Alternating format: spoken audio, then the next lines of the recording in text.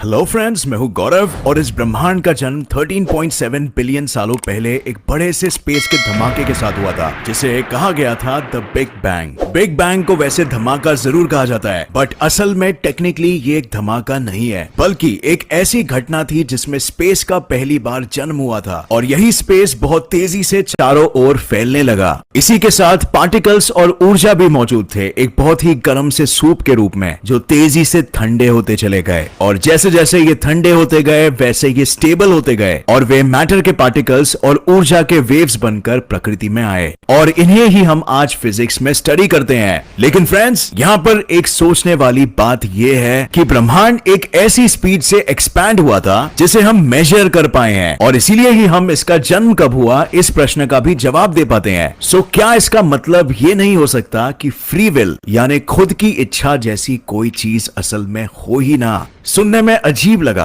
Right? जानता हूं ये एकदम झटके से लगा होगा, लेकिन आइए थोड़ा इस विषय पर सोचते हैं। मैथ्स यानी गणित यूनिवर्स की भाषा है और मैथ्स हमें अलाउ करती है आंसर्स ढूंढने में, यानी आप मैथ्स के जरिए एग्जैक्टली पिन पॉइंट कर सकते हो कि ब्रह्मांड के नियमों के तहत पार्टिकल्स का मोशन और इंटरेक्शन कैसा होगा और एज अ रिजल्ट उनका भविष्य क्या होगा। लेकिन क्या पार्टिकल्स अपना भविष्य खुद डिसाइड कर सकते हैं? चांद के हाथ में ये डिसाइड करना है कि वो पृथ्वी के इर्द गिर्द चक्कर मारते रहे या फिर नहीं? वेल नोप, राइट? और यहीं पर आता है सर आइजैक न्यूटन का कॉन्सेप्ट ब्रह्मांड का, जिनका मानना था कि ये ब्रह्मांड एक विशाल सी घड़ी के समान है जिसे इसके जन्म से पहले ही किसी ने चाबी लगा दी है और ये बस अब अपनी ही तय की हुई किस्मत से आगे बढ़ रहा है और हम क्योंकि इसी ब्रह्मांड का एक हिस्सा है, हम भी इसी पहले से ही तय हो गई दिशा में आगे बढ़ रहे हैं बिना किसी भी प्रकार के फ्री विल के। और सोच सकते हो, इवन एल्बर्ट आइंस्टाइन तक 100% इसी चीज पर बिलीव करते थे कि फ्री विल सिर्फ एक छलावा है जो हमें महसूस कराता है कि चीजें हमारी कंट्रोल में है, मगर वास्तव में ऐसा कुछ भी नहीं है। आइंस्टाइन के शब्दों में, अगर चांद एक सोच सकने वाला ऑब्जेक्ट होता तो वो यही सोच रखता कि जो वो कर रहा है और वो पृथ्वी के अराउंड घूमना है, वो अपनी ही फ्री विल की वजह से कर रहा है, और जो वो नहीं कर सकता, जो है पृथ्वी की ग्रेविटी को छोड़कर भाग जाना,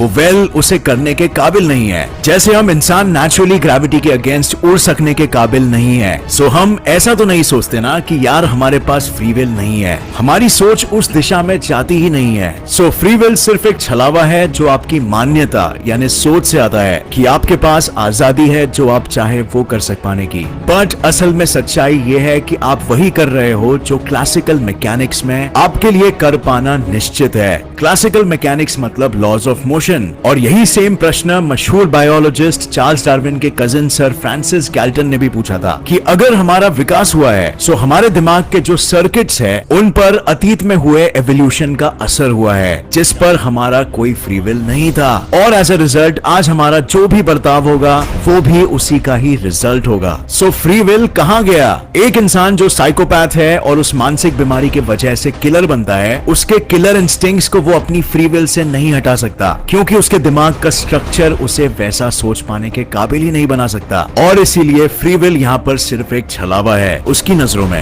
एल्बर्ट आइंस्टाइन का भी बिल्कुल यही मानना था और उन्होंने मजाक में ये भी कहा था कि लेकिन इसका ये मतलब नहीं कि हम क्रिमिनल्स को जेल में ही ना डालें। सो फ्रेंड्स, ये सैड न्यूज है, राइट? अपने सारे मोटिवेशनल वीडियोस का क्या कि जो भी आप चाहो पा सकते हो वगैरह वगैरह, तो मैं आपके लिए ऐसी बैड और बकवास खबर लेकर कभी नहीं आऊंगा। डोंट वरी यार, वो बिलीव्स का मतलब ही क्या जो आपको कमजोर बनाती है। सो इसीलिए ये थी सिर्फ आधी बातें जो आइंस्टाइन के जमाने में चर्चित हुई थी, लेकिन कुछ लोग थे जो मानते थे कि यार इंसानों में फ्री विल जरूर होता होगा और कुछ तो बात होगी जो आइंस्टाइन मिस कर रहे हैं, और टर्न्स आउट आइंस्टाइन इस बार गलत थे। कुछ ही समय बाद एंट्री होती है एक German quantum physicist Werner Heisenberg की, और उन्होंने कुछ ऐसी खोज की जिसने सभी के होश उड़ा दिए। उन्होंने ये साबित किया कि एक इलेक्ट्रॉन असल में ब्रह्मांड में पार्टिकल के रूप में एग्जिस्ट ही नहीं करता, कि उसकी जगह और पोजीशन निश्चित रहेगी, बल्कि संभावनाओं के रूप में एग्जिस्ट करता है। वो चाहे तो एक जगह पर हो सकता है है या फिर दूसरे, और जब ही उसे किसी तरह देखा जाए या मेजर किया जा सके किसी वेव के जरिए, तो ही उसकी संभावना नष्ट होती है और वो एक पार्टिकल का रूप लेता है। अब ये एग्जैक्टली कैसे होता है और डबल स्लिट एक्सपेरिमेंट इसे कैसे प्रूव करता है, ये ऑलरेडी हमने डिटेल में एक वीडियो में एक्सप्लेन किया है और मैं कहूंगा कि जरूर देखना, ये बहुत इंपॉर्टेंट है।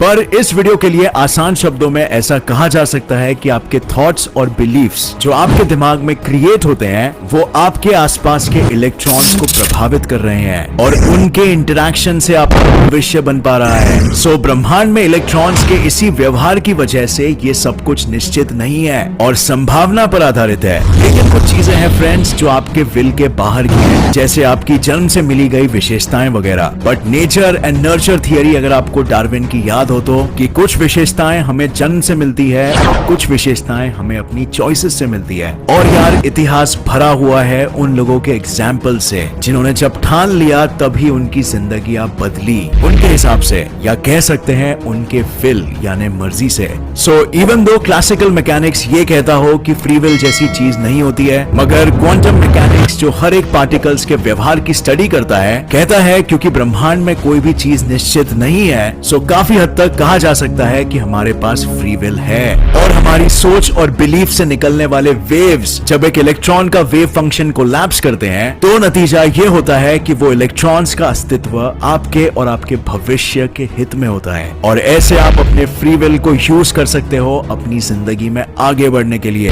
मैं जानता हूँ ये वीडियो में भी थोड़ा सा कॉम्प्लिकेटेड हो गया हो, बट अगर आप रिलेटिविटी और क्वांटम मैकेनिक्स के कुछ बेसिक प्रिंसिपल से अगर वाकिफ हो तो आपको ये बेहतर समझ आएगा। तब तक इस वीडियो को दोबारा देखना अगर कुछ भी डाउट हो तो, और ये जानने के लिए कि कैसे चीजें सिर्फ आपके देखने पर ही अस्तित्व में आती है, डबल स्लिट एक्सपेरिमेंट पर हमारा बनाया गया वीडियो जरूर देखना और अपनी जिंदगी को मीनिंगफुल बनाइए, अपने आप के लिए और दूसरों के लिए भी। तो फ्रेंड्स, उम्मीद है आपको ये वीडियो पसंद आया और इससे नया कुछ जरूर सीखने मिला। और फ्रेंड्स, मैं सवाल करता हूँ आपसे, क्या आपके ओपिनियन में फ्री विल जैसी चीज होती है या फिर नहीं? कमेंट करके अपनी राय हमें जरूर बताना नीचे, हम सभी जानना चाहेंगे।